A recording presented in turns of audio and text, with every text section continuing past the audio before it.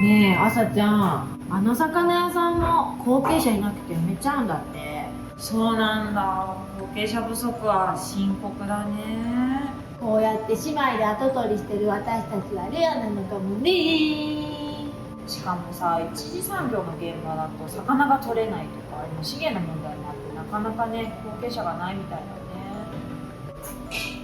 そうだな。やっぱり俺の背中がかっこいいということかな。え、そこ？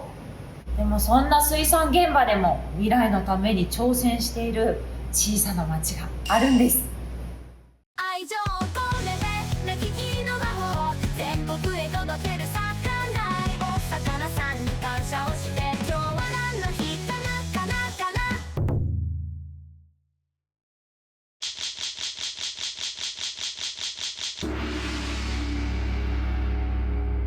ちょっとトラブルがありまして、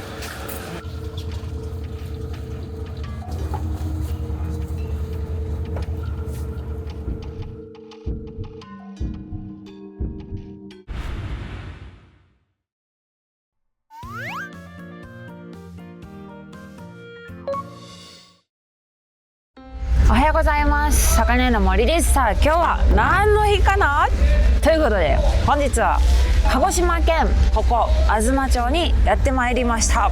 前回行ったGI の鰹節のところは最南端枕崎、はい、で今回は最北端つつ裏裏私たち新幹線でやってきたんですけども、熊本からほんとにちょろっと行ったところだね。そんな立地のところにやってきたんですけれども、今回はこれだけ遠征してるってことは企画ですね。大好評水産ドキュメンタリー企画、未来へ残したい水産現場企画ということで第4弾、はい、で今回のこの企画はですね、もともとやっぱり私魚屋さんをやってる中でいろんな声を聞くんですよね。魚やっぱ高いねとか、それもそうだし、魚が皆さんの食卓に届くまでの過程に関して結構誤解されてること多いな。前回の札幌だったら市場ってもうそもそもいらないじゃん、ネットで取り寄せられるし産直もあるし、市場ただ中抜きしてるだけじゃないのみたいな声を言われたり、コメントでこれ実際来るんですよ。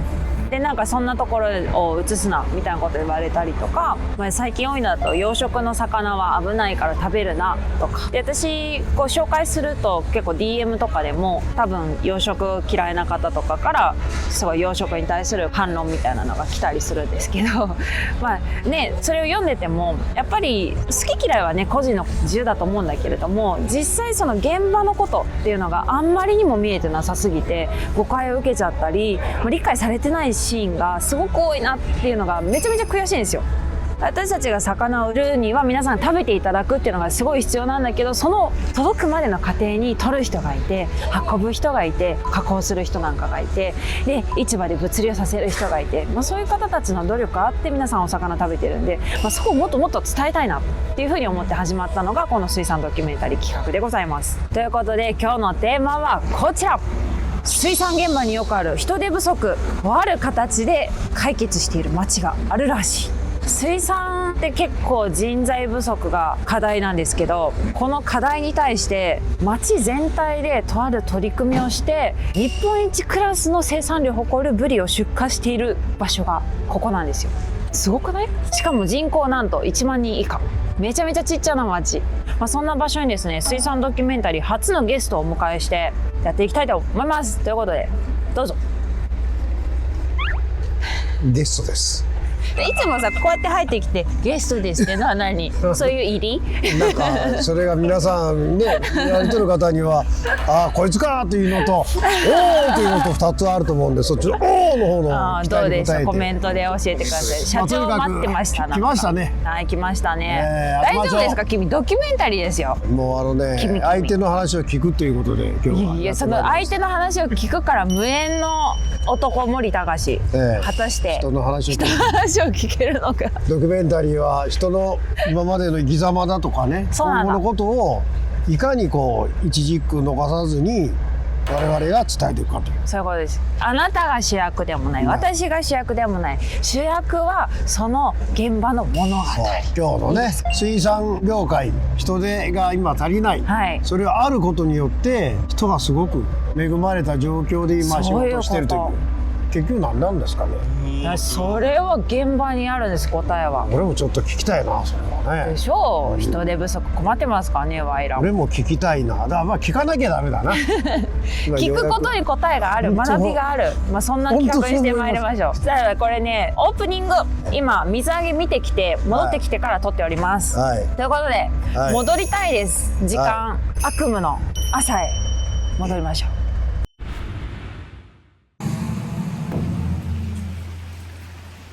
だだかだ。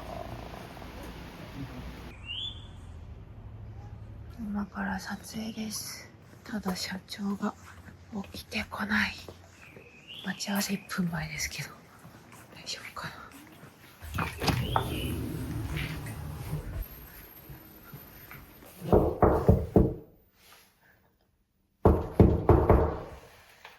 たかしが起きてこない。あ、いたいたいた。もうみんな待ってるよ。行くよ。早く。何やってんの。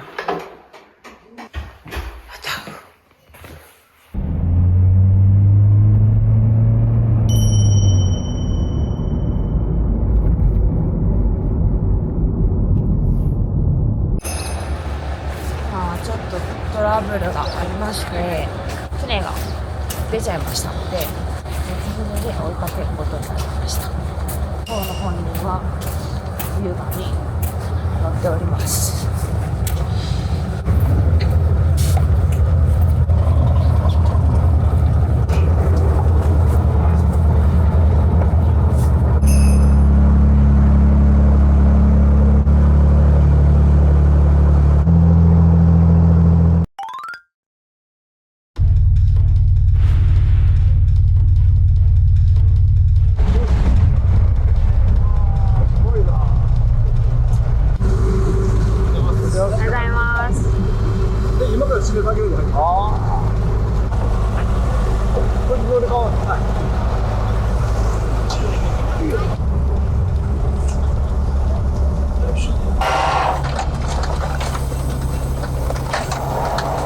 500尾水揚げの締め、もう現場感満載の動画でスタートしております。多分皆さん今登場人物が誰が誰だか分かってないですが、全ての元気はここにありますのでご容赦ください。今回の依頼主、あきちゃん、よろしくお願いします。よろしくお願いします。大阪府の中央卸売場の仲買人をしています田辺真希です。よろしくお願いします。女性の仲買人さんなんだよね。はい。前回の札幌市場の本間さんと同じ。そうですね。で、後取り会のメンバーでもあって。そうなんです。まきちゃん、今回依頼をそうなんです。してもらった張本人なんですけど。そうなんです。なんで大阪で鹿児島？私いろんな養殖のブリも扱ってるんですけど、いろいろ取った中で鹿児島のこのブリオさんの魅力というのをぜひ伝えてほしくて、もうそれだけ惚れ込んだブリ。そうなんです。もう何回もここにも来させてもらってて、全てにおいてオールマイティな気がします。人もそうやし、もちろんブリもそうだし、じゃあ関わってる人も魅力だし、そのブリの味ももう虜になってるし、とにかくみんなに知ってほしいことがいっぱいあるってこと。このドキュメンタリー動画って大体生産者の人、本来であればこのブリオの生産者の方から依頼を受けたりするんだけど、今回全然関係ない仲買さん、しかも大阪の仲買さんから依頼っていうのがすごい気になってて不思議だなと思いながら、ただなんかそれだけ引きつける何かがあるっていうところを今日はね迫っていきたいと思います。作業始まった。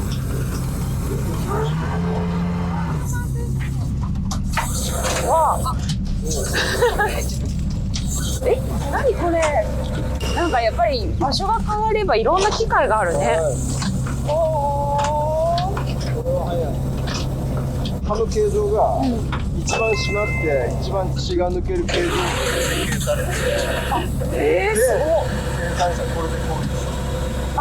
このエリアブリ用の生産者はもう絶対これを使ってねっていう機械の一つ。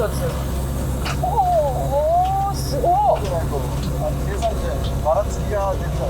締め方で線が変わってくるので。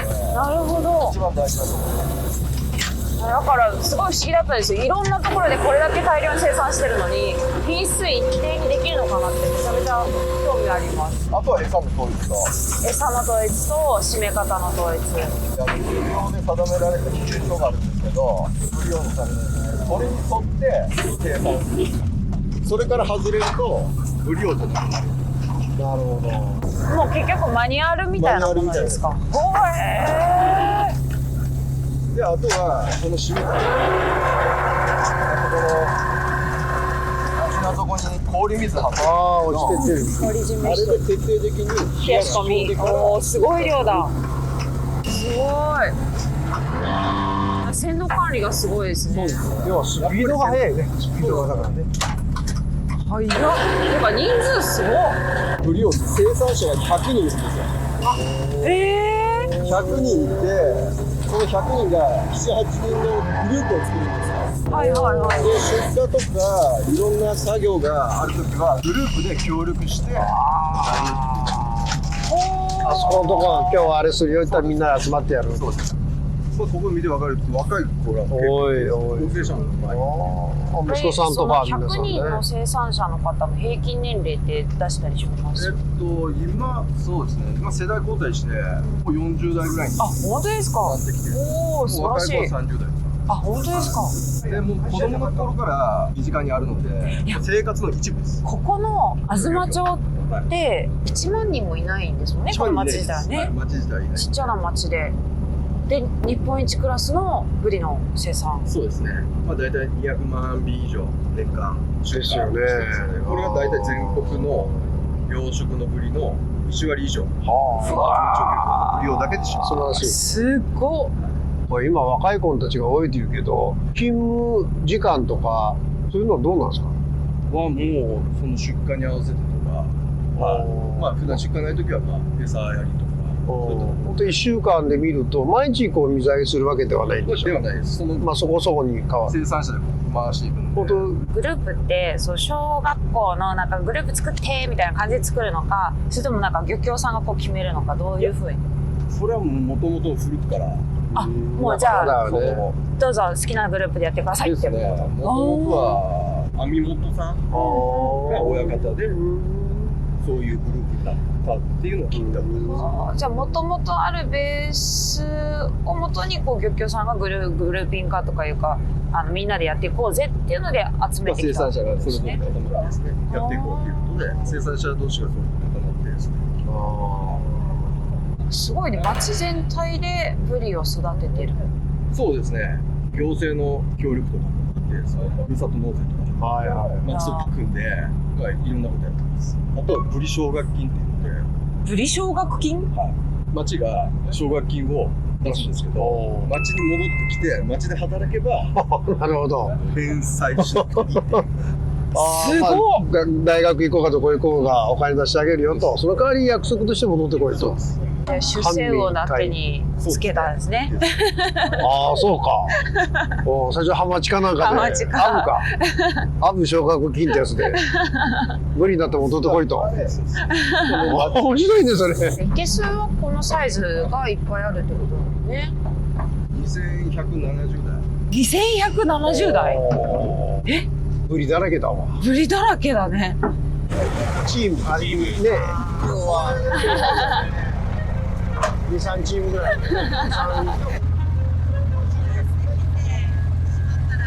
売だよね。漁業の今の仕事って販売ってすごい大事ですよね。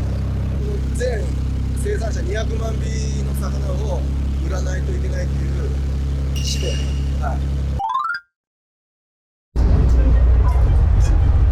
いや迫力でしたな。早い。水揚げ。締める道具いいね。ねえ、次から社長が寝坊したらあれで。違う、あれ死んじゃうよ。っていうかさ、あれ締める角度があって。ねいやよう考えたと思う。一番急所をつけれるようにこういう一瞬でピッ形が。てしないともね。やっぱりさ、魚って取り扱いめちゃめちゃ大事だから、水揚げの時の。ね。それにこだわってるっていうのはすごいね。これだけの量生産してて。わ、まだこっちで出荷作業かな。これは組合だ。ね、みんな若いね。い、知ってますか？わあ、ありがとうございます。あ、チャンネル登録ありがとうございます。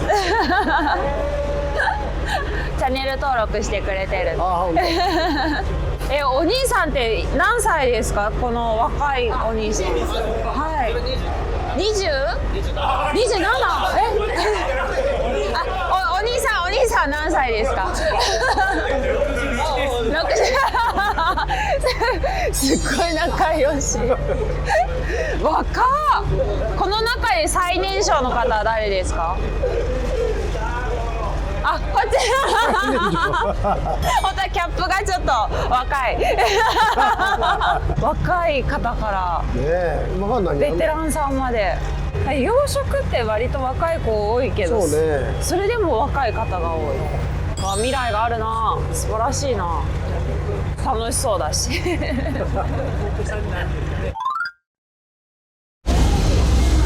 が始まりました。わあ、すごい専用フィルムだ。かっこいい。もう氷入れられて、これ水揚げから出荷までめちゃめちゃ早いね。早いね。氷詰めまでだいたい1時間でしょうよ。1時間以内だ。だからやっぱ鮮度がいいんだよね。渡ってすぐこう。いや、あれはどうかな。わあ、綺麗なとこだね。わあ、すごい。ここなんだ？展望台？トイレがすごいんや。トイレが名物。え、何？どういうこと？開放感あるトイレってこと？まあ、見てからのお楽しみ。ちょっと男子トイレ入らないから行ってきてよ。ああ、そういうことね。どういうこと？女子トイレも？女子トイレです。見えるわね。すごい。すごくない？初めて来た。この街ってちょっと恥ずかしいね。でも見えないようになってる。アーティスト的な。女子も好き好きでした。ここのトイレは一回来てほしいね。面白い。めっちゃ面白いこの街。ねえ。ちょっと変わってみる。わあ、すごい。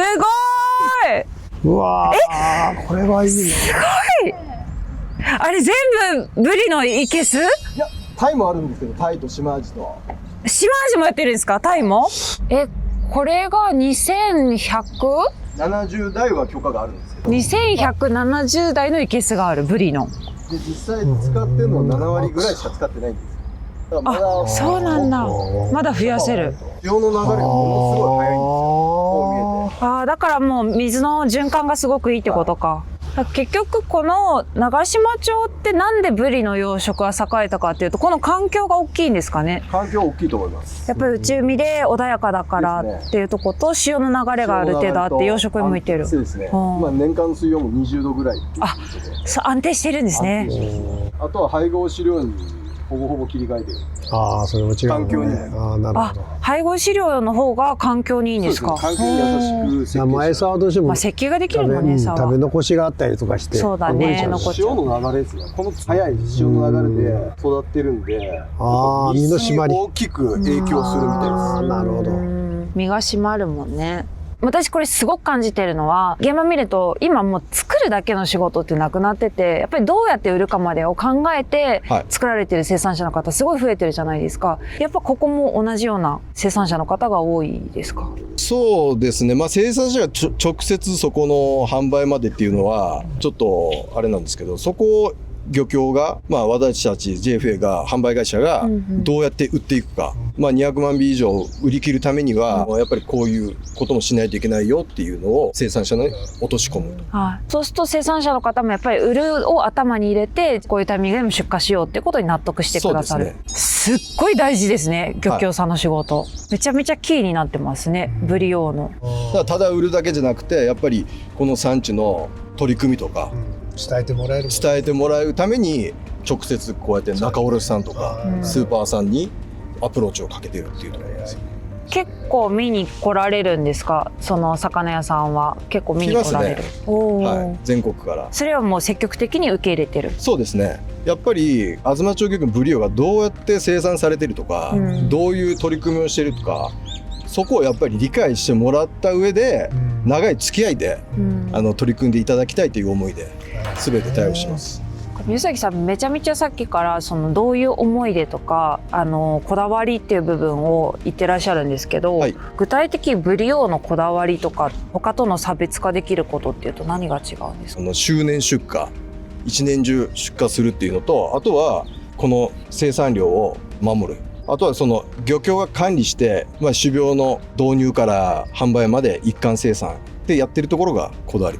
生産者のそれぞれの思いが詰まったブリっていうので、またそこが、ちょっとソフト面なところになるんですけど、そういうところが強みかなと、魅力かなというふうに思ってます。味わいの面ではやっぱ餌も統一してますし、この環境で育っているので、味は抜群にいいと思います。あとは生産者の愛情が一番のプラスね、はい、味が変わらんっていうのはいいよね。いつ食べてもブリオの味はこんな味っていうのが分かるのが一番いいことね、差別化の中で。だからこれだけの生けすの数があってで100人の生産者の方たちが育ててる同じブリを、でも品質がばらつかないっていうのはもう最初からできたわけじゃないですもんね。最初からできてないですね。そうですよね、はい、それにどんなストーリーがあったんですか？やっぱり安定的に品質を統一する、あとはそこをやっぱり評価してもらわないとなかなか売れないっていう時代になってきているので、それは実際にじゃあお客様からブリオって言ったのに味が違うみたいなことがあった昔は。ああ、そういうことか、はい、じゃあもうその生産者さんの好きにやってたとですね。好きにやってたっていうか、やっぱり個人経営なんで、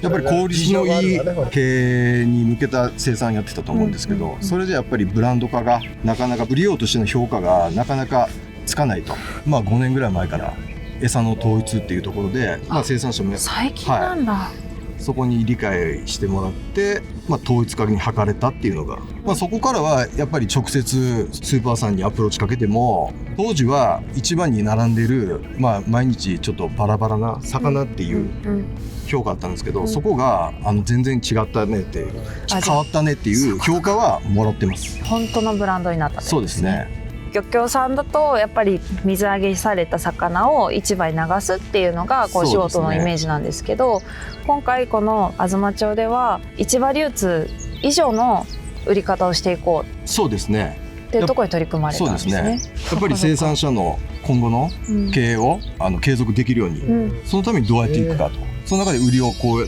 変えていかないと今後厳しくなっていくなっていうところで入ってます。結局今まで生産者の方ができなかった自分たちのこだわりだったり思いっていうのを漁協さんが今変わって伝える、こういう協力体制を取るようになったってことですね。そうですね。なるほど。すごいな。珍しいんじゃないですか。そこまで一体になってやってる。珍しいと思いますね。ないんだやっぱり販売まで漁協がっていうのはなかなかないと思います。でこういった販売会社立ち上げて、それがすごいね。その市場外流通もできるような環境を作っているっていうところは珍しいと思いますね。いやめちゃめちゃ珍しいと思います。なので本当かなと思ってきたんですけど本当でした。本当です。それで実際にだってこうやってマキちゃんみたいに現地に足を運ぶファンが全国に増えてるわけですから、すごいことですよ。すごい仕事をやってますよ、名崎さん。これが伝わってるのでやってる甲斐があると思ってるので。ね。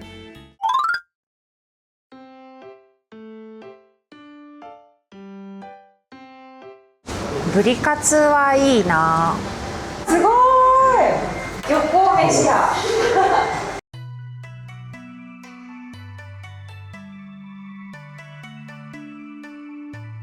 これはお客さん用のスペシャルメニューです。これがメニューにあるんですか？いや、ないです。特別です。ありがとうございます。特別。じゃあこれはもうこの辺りで採れたお魚を使って。そうですね。前浜で全部採れた。これは何ですか？これは我々が愛情を込めて育てているブリという魚ですね。ブリというお魚、多分魚屋なのではある程度わかります。もしかしてですけど、もしかしてですけど、ブリオですか？そうです。ブリオ。これが。ありがとうございます。だいぶ緊張してらっしゃるんですが、こちらの、今回お隣に座っていらっしゃるのは山下さん。お仕事は？仕事は魚の養殖、もうブリオと私はムジョカサバという魚を養殖しています。じゃあサバとブリの養殖をここでされてる。はい。生産者さんだ。はい。すごい。でこちらに見えるのは東町営業で30をしてます水口です。よろしくお願いします。水口様ですね。水口さんよろしくお願いします。ということはもうずっと漁協さんに勤めてらっしゃる。ですね、高校卒業して40年。40年。漁協に勤めてます。じゃあ割とそのブリオーの初期も知ってらっしゃるってことですか？そうですね。養殖が始まったのが昭和40年ぐらいなんで。なるほど。じゃあまだ入られた時はブリオーがあんまりこうブランド化されてない時代もしてらっしゃる。た時はそうですね。ちょっと貴重な話が聞きましたね。ただちょっとお腹が空いてきました。今何時ですか？朝8時か。8時ですね。もうだってみんな朝早く働いてお腹空いたでしょうに。食べましょうか。はい。じゃあ遠慮なくいただきましょうね。はい。じゃあ再開させていただきます。ありがとうございます。はい。いただきます。プリップリ。味が全然あれだね。なんか養殖のブリって結構癖が強いけど甘い。何これめちゃくちゃ美味しい。まあそうですね、餌と、この漁場の環境、この潮の流れ、ああいうところで育ってるんで、この旨味が出るっていうイメージが一生懸命泳いでます。泳いでる。身がめちゃくちゃ締まってる。すっごい美味しい。ブランド化っていうのを割とその漁協さんが筆頭になってやってきたっていうふうに伺ってるんですけど、これは何かきっかけっていうのはあったんですか？もっとブランド化していかなきゃとか、もっと売らなきゃっていう。もともとそんな全国にこんな養殖が多かったわけじゃないんで、その時はまあ育てて売れば売れる。やっぱり全国多くなって、でやっぱ差別化していかないと周年安定して売れない。今日は来る時に黒瀬と大橋を渡って来られたと思うんですけど、そこが橋ができる前はうちの販売取扱い自体も10億なかったんです。で橋ができたおかげで離島から半島になって、もう餌も取れるし出荷もできる。それからどんどん増えて昭和63年かながもう100、もうどんどん右肩上がりに。橋のおかげでその時に養殖自体もどんどん増えてきて、もう輸送手段がなかった。輸送手段がなかったから離島だったんで、もともと養殖に適した環境であって、潮の干満差が、干潮と満潮の差が大きい時は4メーターぐらいあるんですよ。で4メーターがこう動くと、潮の流れってめちゃくちゃ速いです。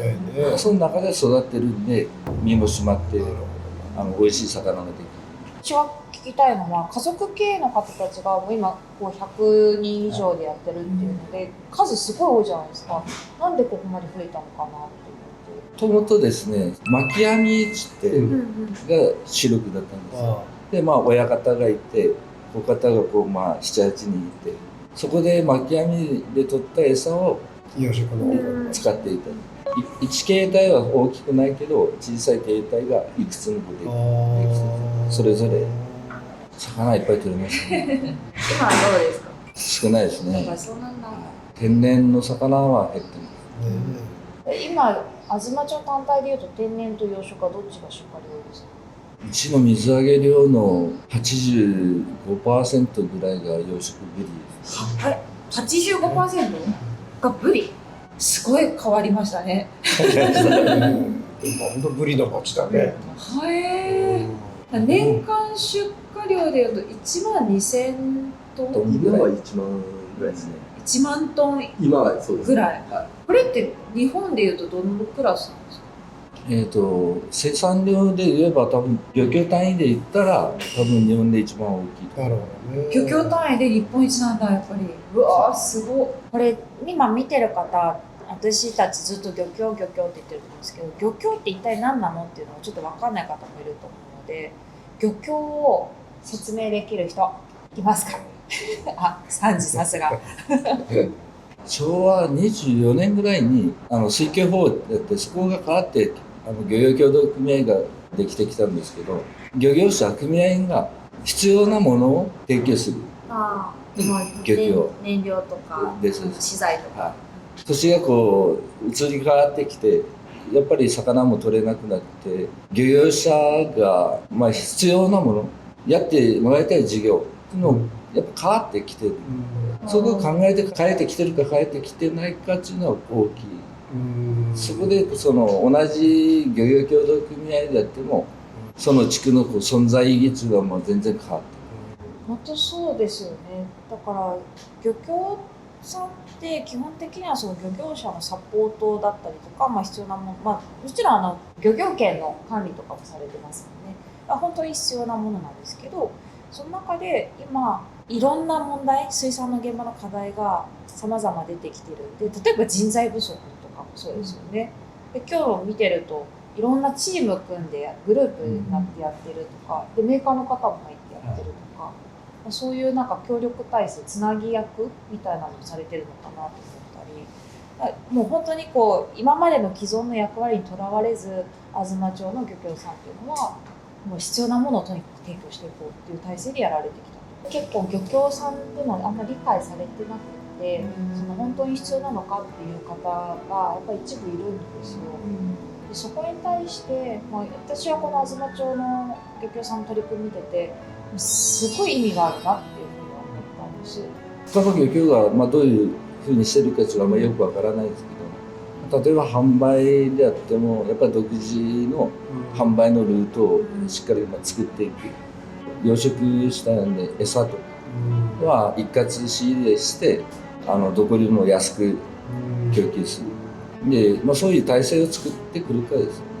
あとはさっき言われた漁業権の問題とか指導事業とか、うちに、養殖対策室っていうのがあって、そこはさっきの人工種苗だったり漁業対策であったりを専門にするところ、生産管理課ってそこはその生産のやつを一括で管理する、で販売につなげる、で経営管理課もあるんですけど、多分そういうの他の漁協ないと思うんです。すごい。漁協さんがいて我々も助かっているところがあるので、ブリの方はやっぱり漁協さんの販売先の方で結構助けてもらっているところがあるので、我々も漁協さんから餌の供給もしてもらっていると思います。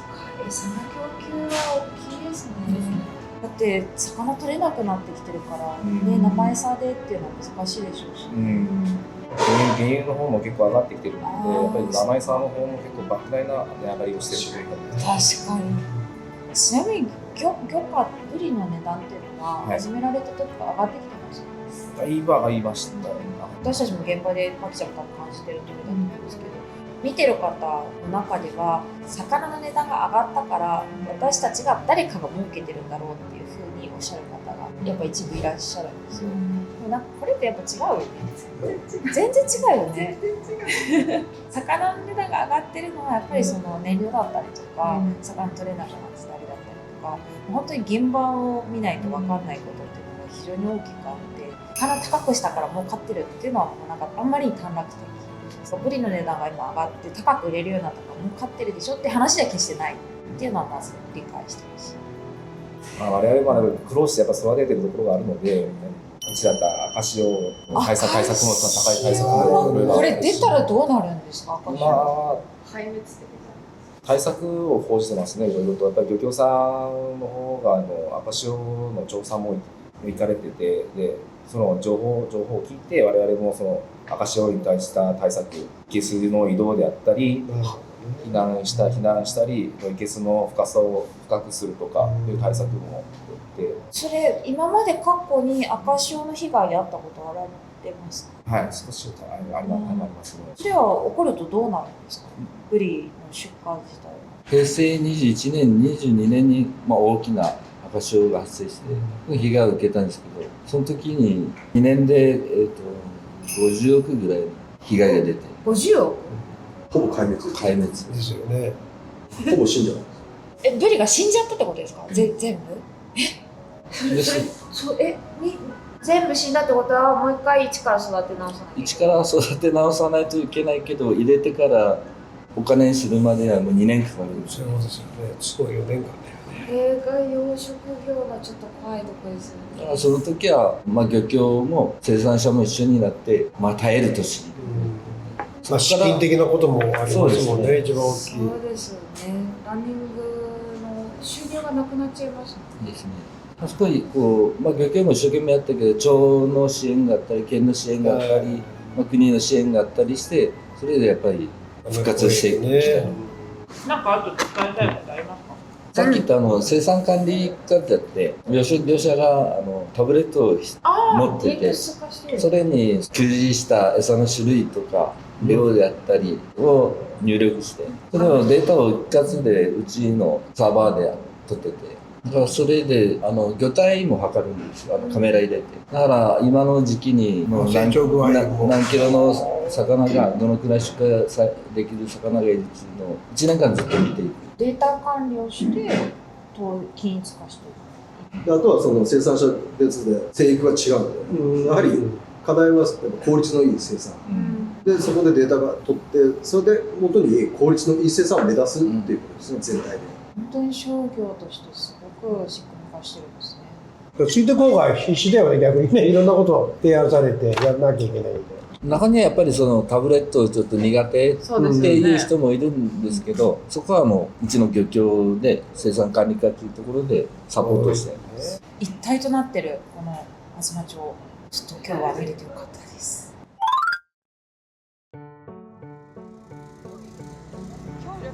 ねえ。中にブリおるよ。でかいなこれ。このブリはでかいな。さて、今からブリ王の原型モジャコを見に行きます。みんなわかるね。モジャコっていうのはブリの赤ちゃんで、モジャコからどんどん出世魚だから、成長していくんですね。市場に出るのは本当にハマチかブリぐらいだからね。お邪魔します。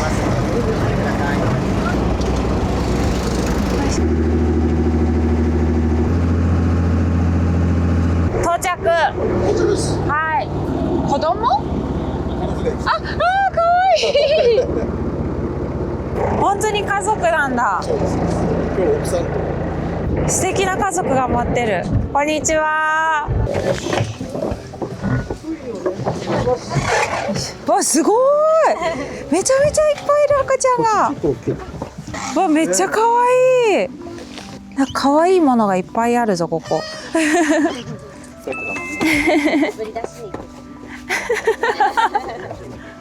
誕生日？おめでとう。ハッピーバースデートゥーユー。ハッピーバースデートゥー。何歳になったんだろう。何歳ですか？何歳？5歳？すごいじゃん。ブリより大きいよ。このサイズで30分おきに給仕するっていうのは本当ですかの時は？30分おき。つきっきりで。本当に？本当です。餌付けの時期ってどれくらいあるんですか？期間は。1ヶ月。ちょっと待って。1週間とかじゃないんですね。違うんです。ここがもうずっと新しいのが入ってくるので、次から次にずっと餌付けですので。1ヶ月間そんな誰がやるんですかそれ？自分だったり。奥さん2人で本当に家族で育ててくれてるんだ。へえ、大変。ここが一番大変なんじゃないですか？全工程の中で。ですよね。めちゃくちゃ怖い。いやーかわいい。ちゃんとブリの顔してる。あ、やってる。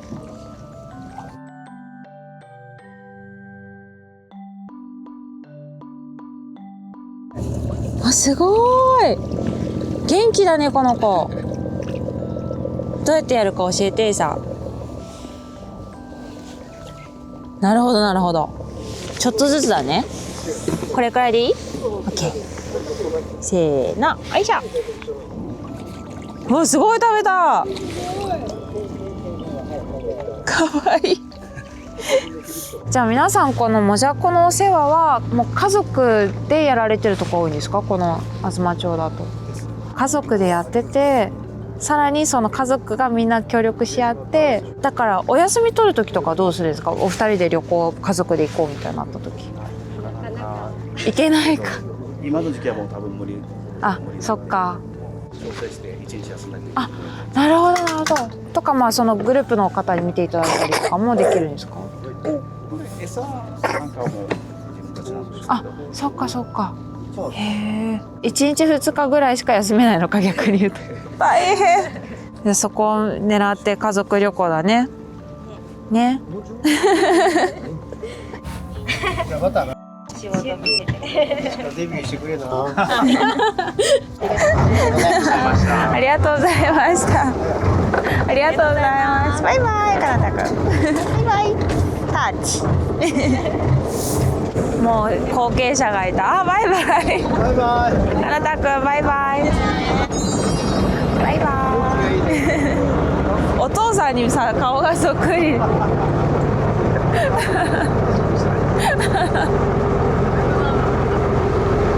可愛すぎる。社長どうでしたか？楽しかったブね。リオ。びっくりしました。ねえ。今日現場見せてもらって思ったのはこの東町の皆さんめちゃめちゃ仲いいんだよね。子供を育てるとかその地域でみんなでこう何かをやっていくっていうところのパワーがすっごい強い。だから隣近所とかみんな仲いいんだよな。そうだから皆さん聞いてたら、まあ、知らない人はあんまりいないんじゃなないいかねみたいな。1万人いてもね。そうそれがこの東町のブリオのこう生産能力の強さってところもつながってるのかなっていうのは町がね作ってったっていうところがすごく感じました。やっぱりその生産者同士がおいお前のブリだろ俺のブリのがすごいんだぞっていうよりかは同じブリオっていうのを一緒に作っていってで協力し合って水揚げもねグループになって、お前とこの水揚げ手伝うよとか餌の人だったりとか薬のメーカーさんだったりとかも一緒になってその現地現物を見て生産に携われてるっていうのがとにかくめちゃめちゃ強い。だからこそこうやってブランド化っていうのができてる。ブランドっていうのは社長名前じゃなくって築き上げてきた積み重ねでできていくものだね。そうすると継続していく力だよな、みんなで守ろうって言ってねそのプロミス約束事でやっぱり成り上がってると思う。素晴らしいですね。そして漁協さんすごい革新的なアイデアがすごいな。アイデアがねほんと現場密着机上の空論ではなくって現場で生産者の方に何ができるかとか一緒になって生産者の方の仕事ありきで自分たちの仕事があるんだで生産者の方も同じように漁協さんあって自分たちが仕事できてるんだっていう支え合いっていうのが私はすごく思って漁協の意味って本当はこれだよなって感じた。やっぱり漁協とか組合自体は古い仕組みだからなんかそのいろいろ言われることあって、変わらなきゃいけないところもある部分もありつつもやっぱり今の時代とか一緒にやってる生産者の方々漁業者の方々の声をきちんと汲み取って漁協本来の有意義な仕事っていうのをやってるところがあるんだなっていうのはすごく勉強になりました。皆さん今日ね動画見ていただいて、漁協とは何ぞやったりとかあとはやっぱり水産の現場の課題ってこんな形でも解決できるんだなとか実は皆さんが普段から食べてる養殖のお魚の裏側には30分おきの餌やりのもう家族でしかできない休みなしで愛してるよね。魚自体愛してるから愛もそうだしやっぱ家族経営で私たちもそうじゃん。その家族にしか任せられないことああやって家族がみんながこの家業を守っていこうっていう形でやっていく中でできてきた、ブランドっていうところはなんだろうすごく自然だなと思ったしいろんな人の思いこだわりありきなんだなっていうのはすごく納得いきました。ということで今回は、本当にいろんなテーマがあったんですけど水産現場の課題だったり、漁協っていうものに対してだったり、いろんな疑問をいただいたので、今回の動画に現場を見させていただいてこの辺り伝えれるんじゃないかなと思っていろいろ伝えさせていただいたんですけども皆さんちょっとはまた水産現場身近になりましたので理解いただけましたでしょうか。ここ東町のブリを生産していただいている皆さんのおかげで年がら年中美味しいブリが食べれるっていうところにまず感謝して水産ドキュメンタリー第4弾終了したいと思います。引き続き水産ドキュメンタリー企画第5弾控えておりますので楽しみにしていてください。ということで今日は鹿児島県東町改め長島町からお届けしました。ということでバイバイ。この足まで映すとかっこ悪くていいねすごい手作り感あるね。